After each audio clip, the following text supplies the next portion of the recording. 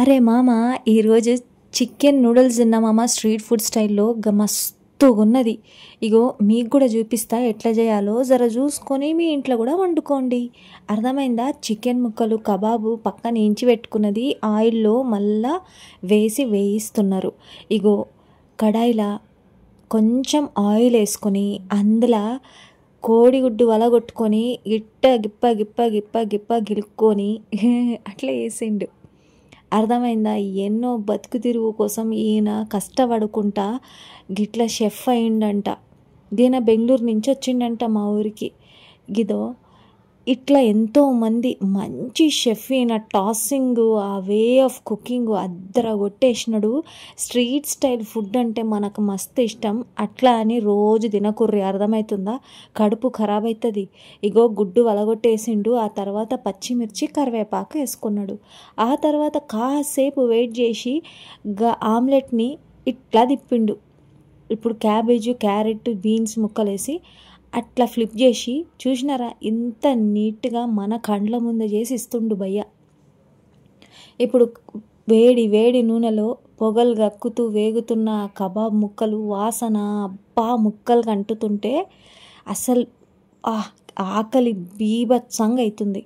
ఇగో ఇట్లా పొట్టులాగా చేసుకొని గుడ్డు ఇప్పుడు ముందుగా ఉడకబెట్టుకున్న నూడిల్స్ వేసిండు అన్న. ఈయన ఎన్నో బతుకు తిరుగు కోసం ఎన్నో కష్టాలు పడతారు. అబ్బాయిల కోసం సలాం కొట్టాలనిపిస్తుంది నాకు. ఇదిగోర్రి ఇంకా నూడిల్స్ వేసి అట్టా ఇట్లా టాస్ చేసుకొని ఇప్పుడు మసాలా దినుసులు వేస్తాడు.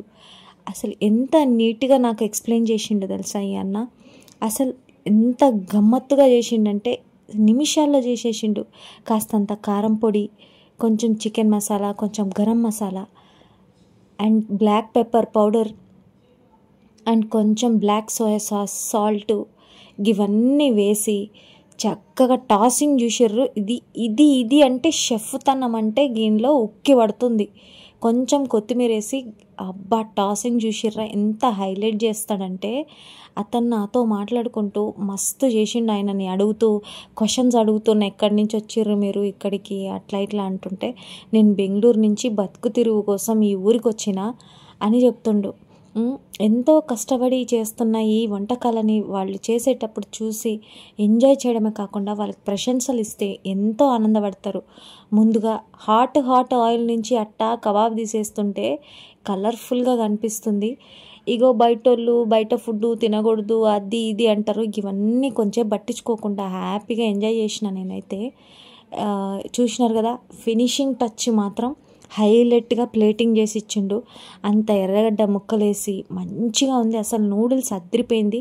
మీరు కూడా ట్రై చేయాలనుకుంటే స్ట్రీట్ ఫుడ్ని ఒక్కసారి స్ట్రీట్ ఫుడ్ లవర్స్కి ఈ వీడియోని ట్యాగ్ చేయండి. Thanks for watching and don't forget to subscribe my channel Chill with Laya. Thank you so much.